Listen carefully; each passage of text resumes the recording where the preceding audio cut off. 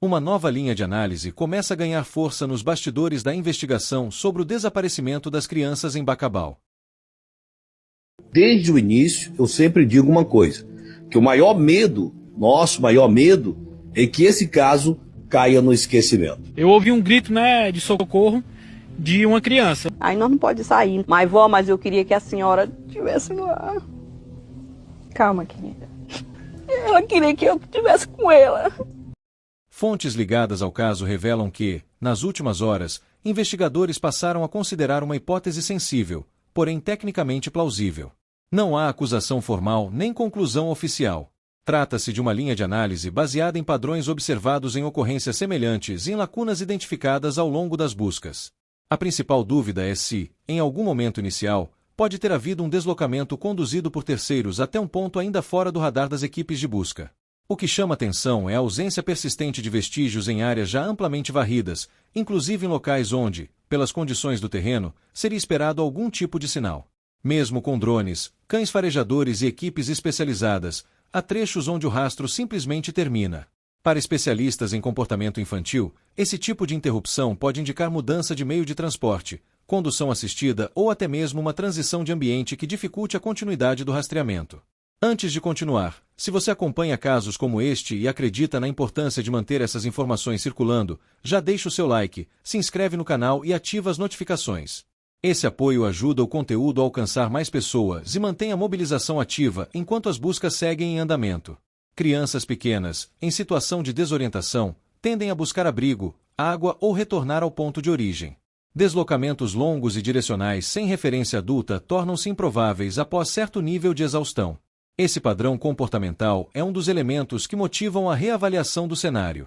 Diante disso, investigadores revisitam rotas alternativas pouco exploradas nos primeiros dias, trilhas secundárias, passagens de difícil visualização aérea, caminhos utilizados por moradores antigos e acessos rurais que levam a saídas menos evidentes do perímetro inicial. Locais que anteriormente foram considerados de baixa prioridade passam agora a integrar o novo mapeamento. A lógica é entender não apenas por onde as crianças poderiam ter entrado, mas principalmente por onde poderiam ter sido conduzidas sem deixar vestígios perceptíveis. Outro ponto em análise é o intervalo entre o desaparecimento e o início das buscas em larga escala. Técnicos avaliam se houve tempo hábil para um deslocamento silencioso além da área delimitada, especialmente por trajetos que não costumam receber monitoramento constante ou circulação frequente. Essa reavaliação não indica falha nas buscas anteriores. Pelo contrário, demonstra uma mudança de estratégia baseada no cruzamento de dados e na interpretação do que não foi encontrado até agora. Equipes de inteligência passaram a revisar mapas topográficos, registros históricos de acesso à região e informações sobre rotas utilizadas apenas em determinadas épocas do ano. Pequenos detalhes, quando somados, podem revelar padrões antes despercebidos. Também estão sendo analisados horários, fluxos de veículos, movimentações incomuns e relatos que, nos primeiros dias, não pareciam ter relevância direta com o caso. Em investigações complexas, elementos secundários podem ganhar novo significado quando inseridos em um contexto mais amplo. Especialistas em comportamento destacam que, em situações de vulnerabilidade, crianças podem aceitar ajuda de adultos desconhecidos, principalmente quando a promessa de água, abrigo ou retorno para casa. Esse fator reforça a necessidade de avaliar possíveis pontos de contato não identificados inicialmente. Importante ressaltar, não há confirmação de condução por terceiros nem suspeitos formalmente apontados. Trata-se de uma linha de análise dentro do escopo técnico da investigação, que permanece aberta em todas as frentes. Enquanto as buscas físicas continuam em áreas consideradas estratégicas, o caso entra em uma fase mais analítica, voltada ao cruzamento de informações, reinterpretação de trajetos e identificação de zonas de transição que ainda não haviam sido priorizadas. A pergunta que orienta os investigadores neste momento é objetiva: se houve condução até determinado ponto, onde exatamente teria ocorrido essa mudança de percurso e por qual rota isso teria sido possível sem chamar atenção.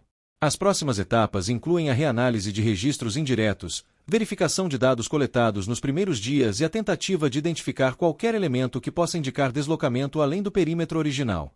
O avanço agora depende menos da expansão territorial das buscas e mais da precisão na leitura dos dados já disponíveis. Em muitos casos, é justamente a ausência de vestígios que aponta para um novo caminho investigativo. As buscas seguem, as hipóteses continuam sendo avaliadas com cautela e a investigação permanece em andamento, com equipes atuando de forma integrada. Nós seguimos acompanhando cada atualização, atentos a qualquer nova informação que possa ajudar a esclarecer o que ainda permanece sem resposta. Qualquer detalhe pode ser decisivo neste momento, e por isso a análise segue de forma minuciosa, cruzando dados, horários e possíveis trajetos ainda não explorados. Rua em alerta.